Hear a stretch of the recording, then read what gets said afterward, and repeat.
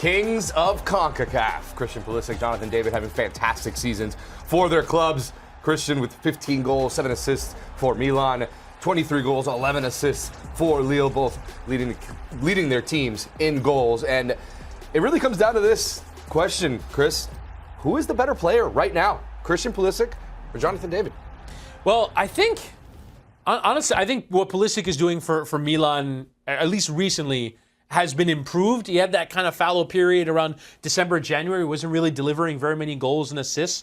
I think right now, man, this is so tough. It is a really tough question. I'm a little bit more favorable towards Christian Pulisic. I think he's doing it a little bit more dynamically in a team, although you have to give credit to Jonathan David and Lille for getting to the Champions League last 16. They were really good performers in the Champions League group stage as well, so can't really question the level necessarily. I just favor a little bit more Pulisic's dynamism, but Jonathan David is absolutely superb, and you go through it. Obviously, was part of that Lille side that won the league back in 2021 under Christophe Galtier and has had a remarkable goal-scoring return. You look at that, basically goal every 2 games figure for a club at this level, and in the Champions League has stepped up on some of the biggest nights, performed in the game against Real Madrid in the league phase of the Champions League. So David is absolutely top drawer.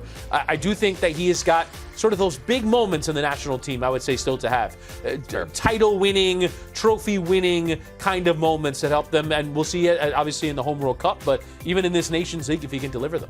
It's interesting. His consistency, I think Jonathan David's consistency puts him just edging Christian Pulisic in my view. But again, he hasn't had those moments with the national team just yet.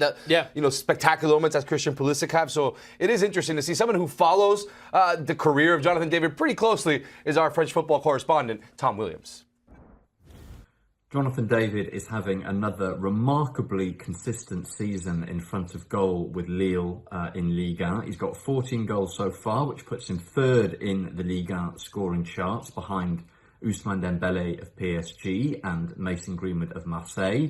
Dembele plays as more of a false 9, sometimes plays on the wing. Mason Greenwood plays on the right for Marseille. So in this post-Kylian Mbappe era, I think we can say with some confidence that Jonathan David is currently the leading number 9 in the French top flight. On top of all the goals that he's been scoring domestically, I think what he's done in the Champions League this season has really moved him on to another level.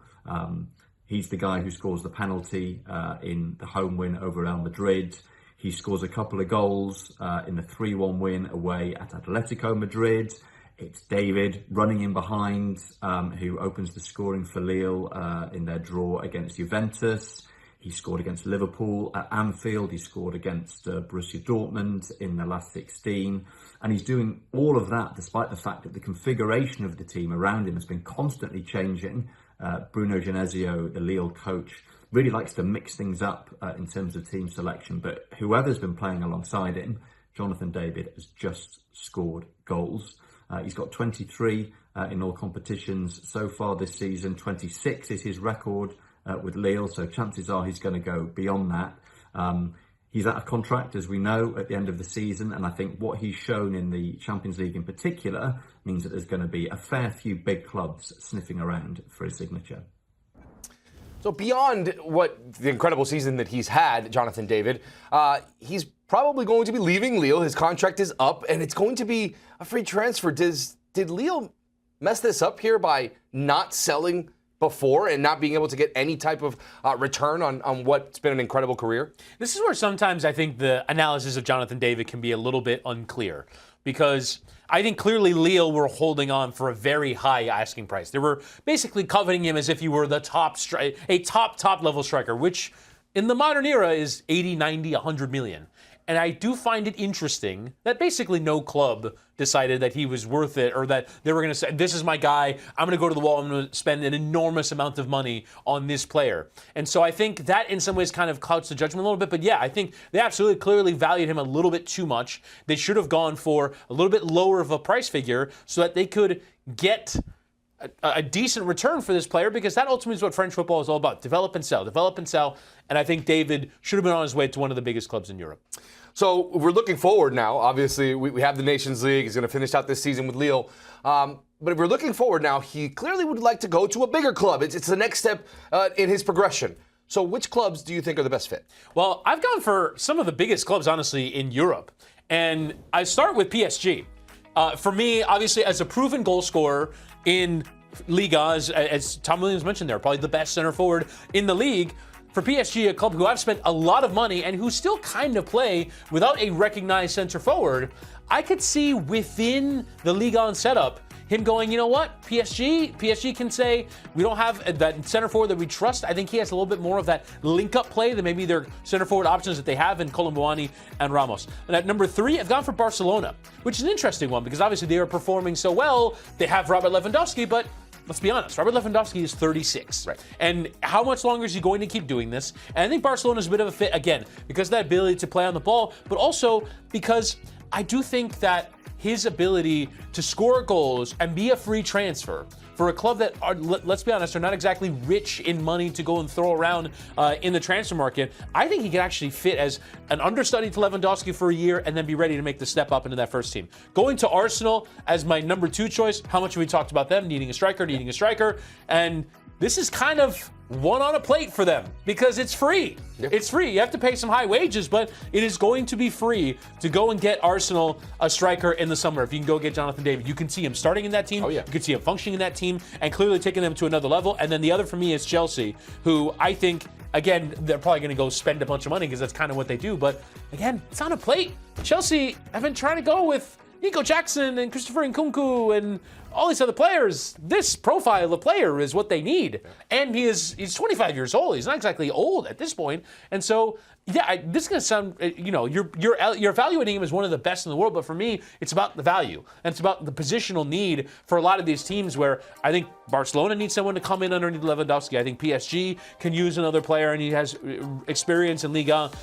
I think, honestly, he could be on his way to a really big club this summer because of that price tag of $0. Yeah. You can go and get a really good player at a less than top level price.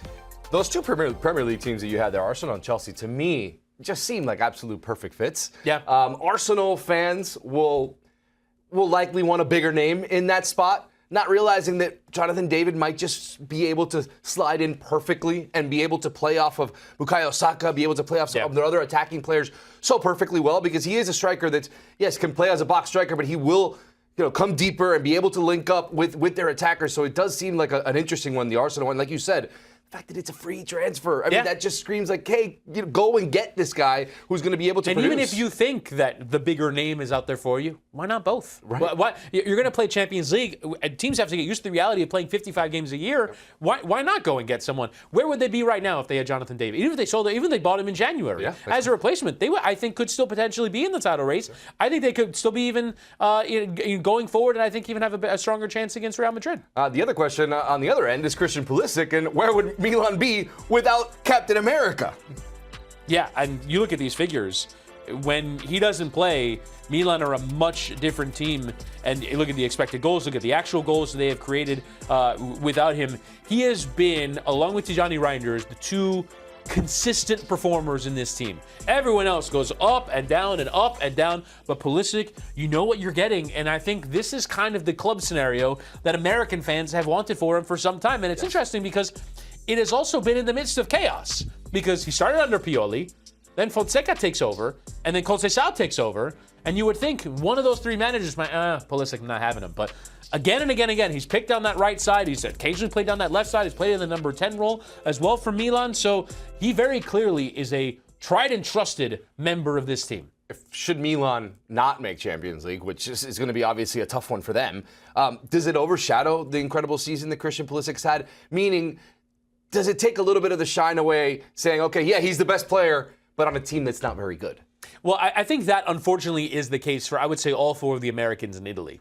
When you look at Pulisic and Musa in this Milan side and McKennie and Weah in the Juventus side, yes, they're playing and they're playing a lot, but they're playing in teams that aren't winning. And I think you can't necessarily lay that at the door, in my view, of Christian Pulisic. As I said, Christian Pulisic has held up his end of the bargain. If Rafa Leao was playing on the other side at any kind of level that we've seen from him in the past, Milan would be a top 4 team. If Taylor Hernandez wasn't getting himself sent off in the biggest games, they might still be in the Champions League. And so I think it's not necessarily their fault, but I do think it does take away from a little bit that Milan are ninth. and that this isn't a classic Milan team. And maybe a lot of Milan fans are going, we need to find a better level and a different level from a lot of different players. But I don't think Pulisic is one of them. I think Pulisic would be a good fit in a great Milan side. It just isn't working out for them or him at the moment. What do you think is the best course of action for him to continue on? Should he stay at Milan? Should he sign another contract at Milan and continue on? He clearly has said he's happy there, but is that the best decision for him and for his football moving forward? So I think that level of consistency and being a valued player at a club, I think is enormous. And let's not undersell what Milan is as an institution. They're one of the biggest clubs in the world. The spotlight that's on him, he does anything wrong or good, it is magnified to a million. For me, Juventus and Milan are the two clubs in Italy that sort of get that level of attention. They are big, massive clubs. They have the big fan bases. Inter are right there as well. But for me, Milan is just that different level. And for him to fit, for him to be a kind of a hero there, for him to be one of the players that the fans love at San Siro at the moment, I can see him being a rock-solid member of this club for years to come. And so I think, given the size of club, unless one of the big heavy hitters in the Champions League wants to come in for him, I don't see it. I think he's going to stick around for at least a couple more years.